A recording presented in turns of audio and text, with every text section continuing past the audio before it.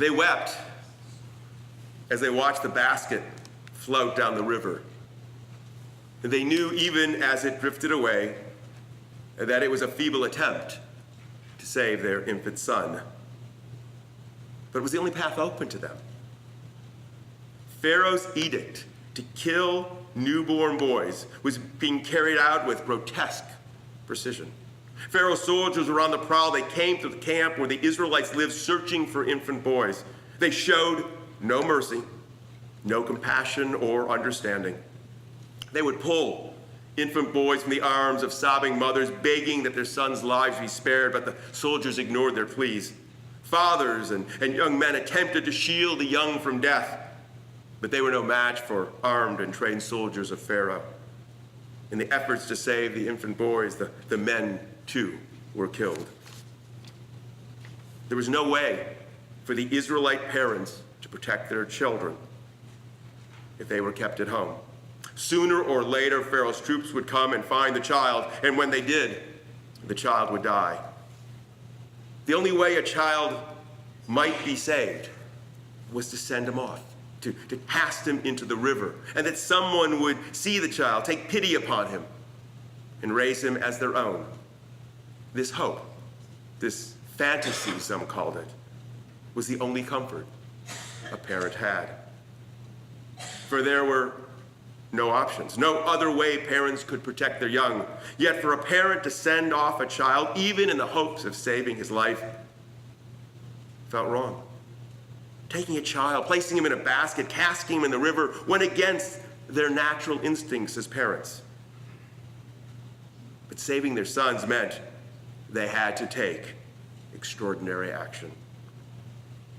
So there on the banks of the Nile, groups of parents would come and go.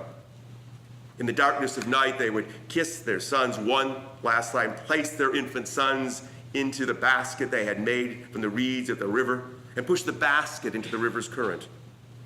They would stand and watch as the basket bobbed in the water, hoping that their son would be rescued and be able to live a long and healthy life.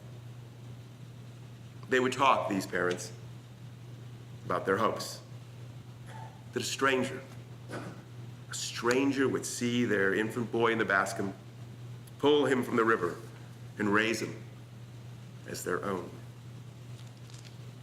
We must hope, said one father, that those who see our children understand our despair, recognize our sorrow, and take pity upon these infant boys. For while Pharaoh and his soldiers may have hearts that do not feel, that does not mean that others in this land are so cruel. Kindness and compassion exists in many hearts and many homes. Parents are parents. We all love our children. We want them to be saved. Those who see our children floating in these baskets, they will understand. They must understand. That is our only hope. Another said, I do not wish to believe that every person different from us only holds anger and contempt in their hearts for our people. A society in which people care only for its own and mistrust those who do not look like them is a broken place, and its people have lost their sense of justice and caring, said a mother. Oh, I am not naive. I know there are many who have come to hold that we cannot be trusted and pose a threat to our land. But I hold this as well, that there are people who do not accept such lies blindly. While they may not speak loudly out of fear, they know injustice. They know that Pharaoh and his minions spread falsehoods and efforts to hold more power. It is these people who we depend on.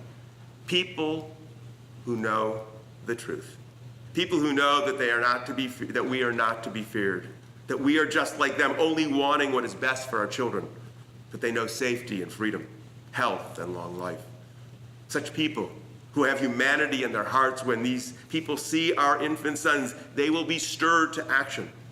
Such people know that a child is not born to hate.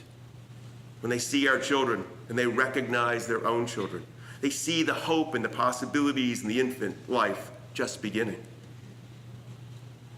I want to believe that there are good people in this land, that cruelty and anger does not define what it means to be a person of this place, that even here, a land in which Pharaoh runs with a heavy hand, people still have justice in their hearts. We can only hope, said another. Only if Pharaoh's subjects reject his broken view can this place be a land free of hate and anger. We may never see that day, but let us hope that our children will see it, that they will come to know a land in which justice exists not only for some, but for all.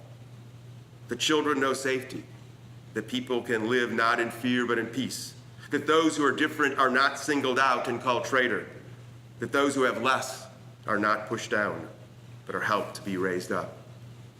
Upon our children who are floating down this river, we place our hopes and our dreams. May those who see our children accept their responsibility to reach out and care for our children so that they may know life.